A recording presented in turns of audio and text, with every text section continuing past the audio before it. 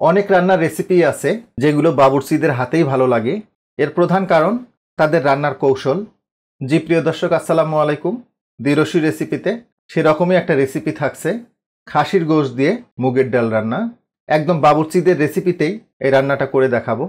ছোট্ট একটা রেসিপি, কিন্তু প্রত্যেকটা পর্যায়ে এর বিশেষত্ব আছে। এজন্য রিকোয়েস্ট করব রেসিপিটা শুরু থেকে শেষ পর্যন্ত দেখার জন্য।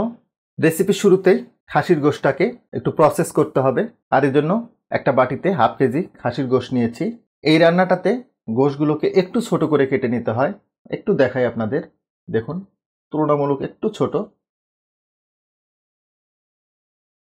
খাসির গোশতটাতে হাফ টেবিল চামচ মতো লবণ দিয়ে দিলাম।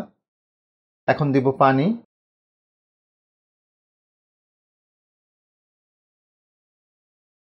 দুই কাপ মতো পানি দিয়ে দিলাম। লবণ পানিতে এই খাসির গোশতটাকে আমরা 15-20 মিনিট ভিজিয়ে রাখবো। এতে করে দুইটা সুবিধা পাবেন। খাসির মাংসের যে একটা স্মেল থাকে সেটা চলে যাবে, পাশাপাশি মাংসের যে রক্তটা থাকবে ধুয়ে নিলে খুব সহজে চলে যাবে। তো গোশতটা 15-20 মিনিটের জন্য রেখে দিচ্ছি। এখন মুগের ডালটাকে প্রসেস করে নিব। একটা প্যানে 1 কাপ মুগের ডাল নিয়ে নিচ্ছি।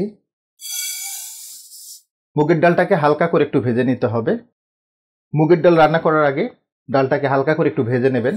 এতে করে মুগের ডালের যে একটা গন্ধ থাকে সে গন্ধটা চলে যাবে, সেই সাথে রান্নাটাও খুব টেস্ট হবে। তবে একদম লাল করে ভেজে নেওয়া যাবে না, জাস্ট কালারটা পরিবর্তন হয়ে আসবে এরকম। দেখুন মুগের ডালটার কালারটা পরিবর্তন হয়ে আসছে, তো এটা হয়ে গেছে।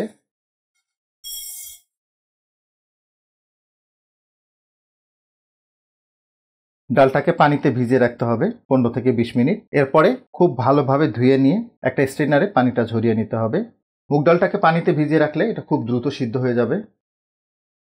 বাই দিস টাইম খাসির গোশতটাও রেডি হয়ে গেছে, দেখুন সুন্দরভাবে পরিষ্কার হয়ে গেছে। তো এখন আমরা মেইন রান্নায় চলে যাচ্ছি। চলে আসলাম মূল রান্নায়। চুলে একটা কড়াই বসিয়েছি। 1/3 কাপ রান্নার তেল দিয়ে দিব।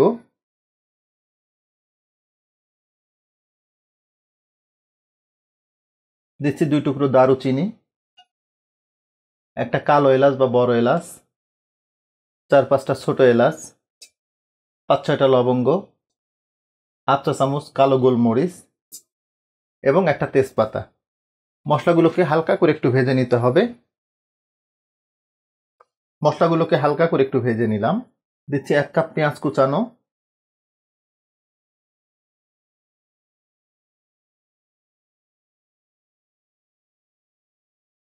পেঁয়াজগুলোকে 4-5 মিনিট মতো ভেজে নিলাম। দেখুন এগুলো অনেকটাই সফট হয়ে গেছে।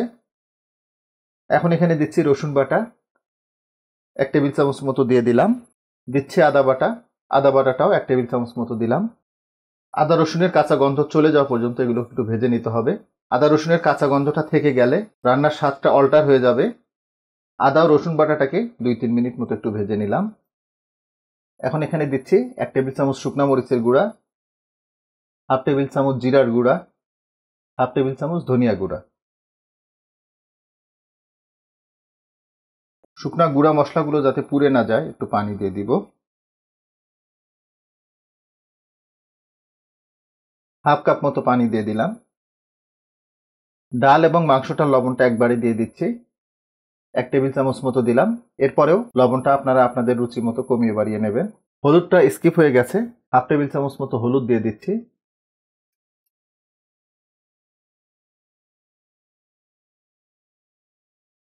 ঢাকনাটা লাগিয়ে দিব।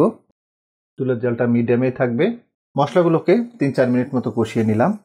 সুন্দরভাবে তেলটা সেপারেট হয়ে গেছে, আর এটা ইন্ডিকেট করে মশলাটা খুব সুন্দরভাবে কষানো হয়ে গেছে। সেই ধুয়ে রাখা মাটনটা দিয়ে দিব।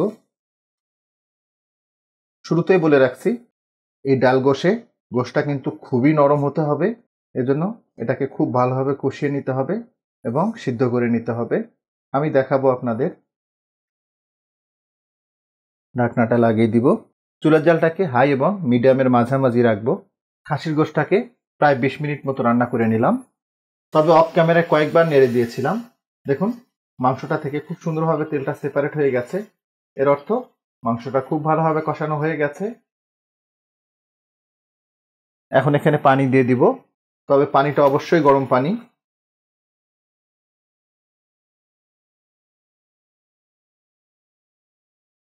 তিন কাপ মতো গরম পানি দিয়ে দিলাম। মাংসটাকে খুব ভালোভাবে সিদ্ধ করে নিতে হবে। ঢাকনাটা লাগিয়ে দিব। আর এই পর্যায়ে চুলার জালটাকে মিডিয়াম এবং লোয়ের মাঝামাঝি নিয়ে আসবো। গরম পানি দেওয়ার পরে মাংসটাকে আরও 20 মিনিট মতো রান্না করে নিলাম। দেখুন সুন্দরভাবে তেলটা সেপারেট হয়ে গেছে। মাংসটা টোটাল আমরা 40 মিনিট রান্না করে নিলাম। এতে করে মাংসটা কিন্তু খুব সুন্দরভাবে সিদ্ধ হয়ে গেছে। তো এখন আমরা এতে সেই ভিজিয়ে রাখা মুগ ডালগুলো দিয়ে দিব। মুগ ডালটা থেকে পানিটা ঝরিয়ে নিয়েছি।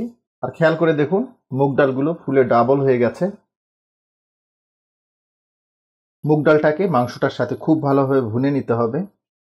আর এইবার একটু বলি আপনাদের, বাবুর্চি রান্নার সাথে আমাদের রান্নার বেসিক যে ডিফারেন্সটা, রান্নার যে কৌশলটা, সেটা আমরা ইউজুয়ালি যেটা করি, মাংসটাকে প্রথমে ভালোভাবে কষিয়ে নিয়ে দেন এই ডালটা দিয়ে দিই। এরপরে ডাল সহ মাংসটাকে ভালোভাবে ভুনে নিয়ে পানি দিয়ে সিদ্ধ করে নিই। এতে সমস্যা হয় যেটা, ডালটা যখন পর্যাপ্ত সিদ্ধ হয়ে যায় তখনও মাংসটা ভালোভাবে সিদ্ধ হয় না। পাশাপাশি যদি মাংসটাকে সিদ্ধ করতে যান সেই ক্ষেত্রে ডালটা একদম গলে যাবে, তাতে টেক্সচারটাও ভালো আসবে না এবং রান্নার স্বাদটাও ভালো লাগবে না। ঢাকনাটা লাগিয়ে দিব। চুলার জালটাকে মিডিয়াম এবং লোয়ের মাঝামাঝি রাখবো। তবে মাঝে মধ্যেই ঢাকনা উঁচু করে নেড়ে দিতে হবে যাতে কোনো অবস্থাতে তলায় না লেগে যায়। মিডিয়াম লো হিটে ডাল গোশটাকে 7-8 মিনিট মতো কষিয়ে নিলাম। দেখুন তেলটা সুন্দরভাবে সেপারেট হয়ে গেছে। এখন এতে গরম পানি দিয়ে দিব।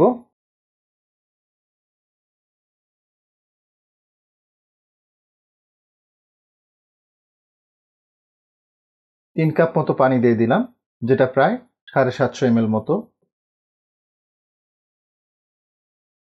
ফ্লেভারের জন্য 4-5টা কাঁচামরিচ দিয়ে দিব।